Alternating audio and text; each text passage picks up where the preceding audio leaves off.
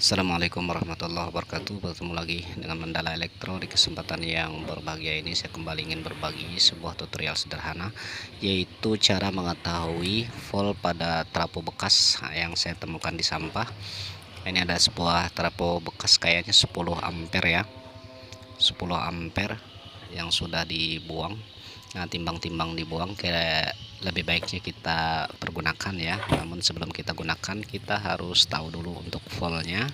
Sebelumnya saya lepas dulu untuk baut-bautnya ini, biar lebih mudah ketika pengen kita pakai nantinya ke perangkat elektronik ya. Dan untuk kerapiannya juga, baut-bautnya memang harus kita lepas. Nah, ini kayaknya bekas terjatuh juga.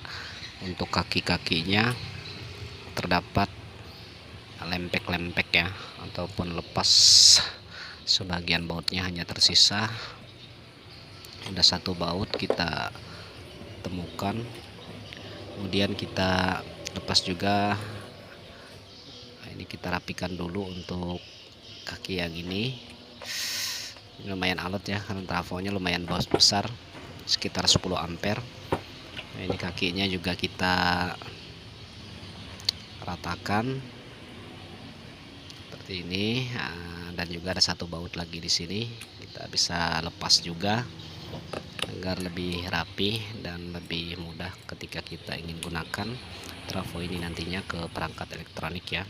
Ini kalau dibuat untuk cas aki senilai 10 ampere seperti ini sangat mantap ya teman-teman. Jadi siapa tahu teman-teman punya trafo di rumah ataupun nemu di sampah ya yang sudah dibuang. Caranya ikuti tutorial saya ini untuk menentukan volt-volt pada trafonya ya. Yang penting teman-teman punya kemauan dan juga punya multitesternya ya. Ini udah pada hilang angka-angkanya, sudah tidak terlihat lagi ya angka-angka pada trafo ini. Kita akan bersihkan dulu sebagian yang bisa kita bersihkan, sisa-sisa kertasnya biar lebih nampak ya. Siapa tahu ada tembaga yang putus. Nah, ini juga nampak ada tulisan sebagian. Nah, ini juga ada kabel yang putus, nanti kita sambung ya. Sebelumnya kita buka dulu untuk kertas penutupnya ini biar lebih mudah dan lebih cepat mengetahui kalau ada tembaga yang lepas ya. Ini ada nampak tulisan 0, 110, 220 dan 240 ya, berarti ada 4 pin di sini. Nah, ini ada satu kabel yang lepas dari tempatnya. Kemungkinan besar ini adalah jaringan 220-nya kalau mengikuti di kertas tadi ya. 0, 110 dan 240 yang saya bersihkan ini. Terus yang di trafonya masih nempel itu adalah 220-nya ya. 240 voltnya ya.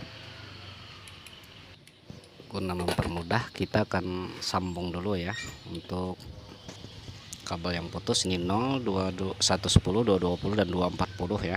Jadi ada 4 pin.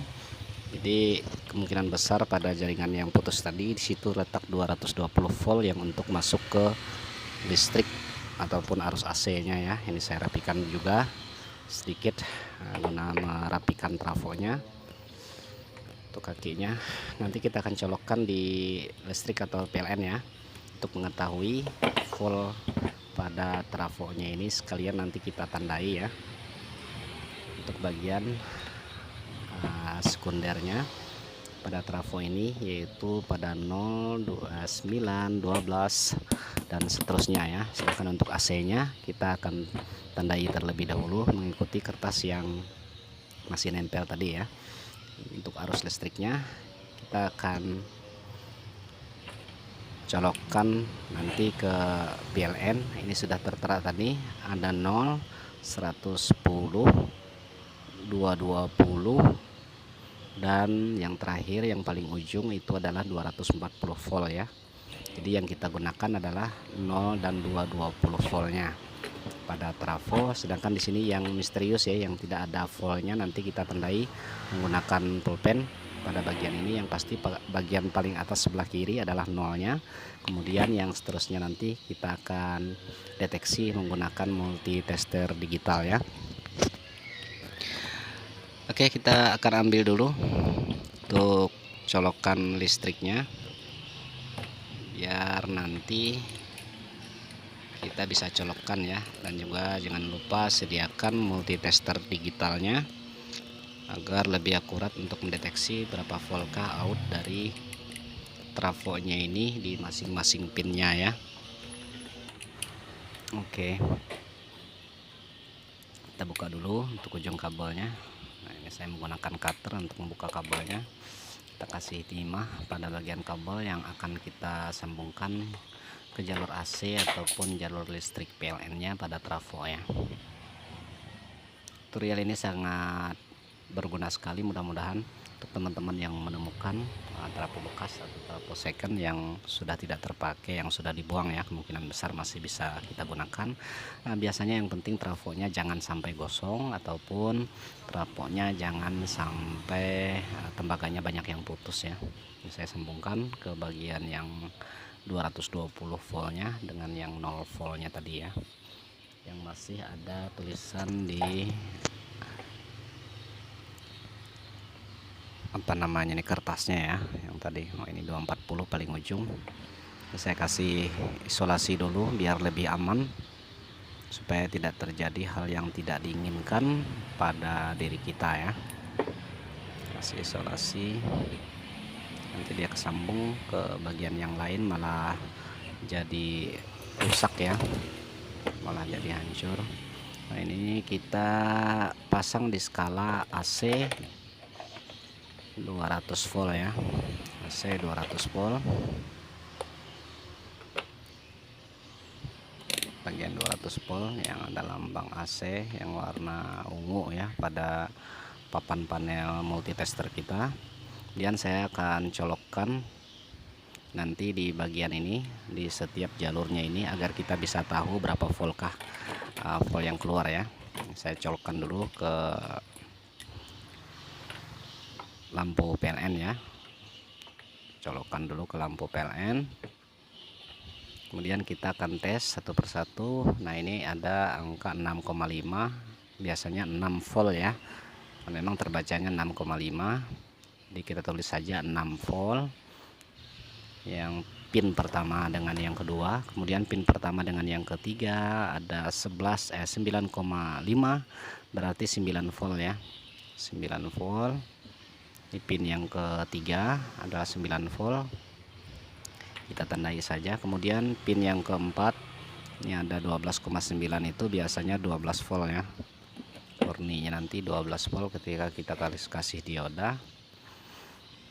Ini kita tulis saja 12 volt pada pin nomor 4 yang paling ujung atas bagian kanan ya. Kemudian yang bawah lagi tetap sentralnya, ini ada 16,3, ini biasanya sih 15 volt ya. Untuk voltnya sendiri itu ada 15 volt atau 16 volt saja kita tulis di sini, tidak apa-apa.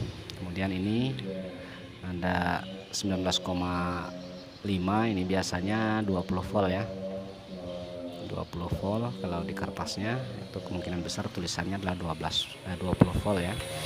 Kemudian yang terakhir ini yang jelas biasanya 24 volt ya. Nah, ini walaupun dibacanya 26 volt, pada dasarnya ini adalah 24 volt ya.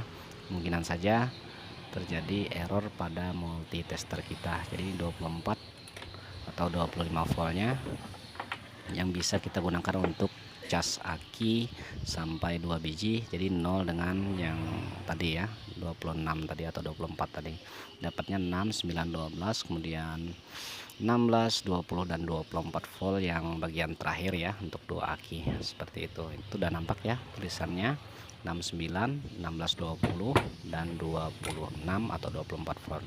Oke, semoga tutorial sederhana ini bermanfaat. Lebih kurangnya mohon maaf. Terima kasih telah menonton, terima kasih telah subscribe. Jangan lupa like dan komen video ini. Sampai berjumpa lagi di video selanjutnya. Salam Mandala Elektro dan assalamualaikum warahmatullahi wabarakatuh.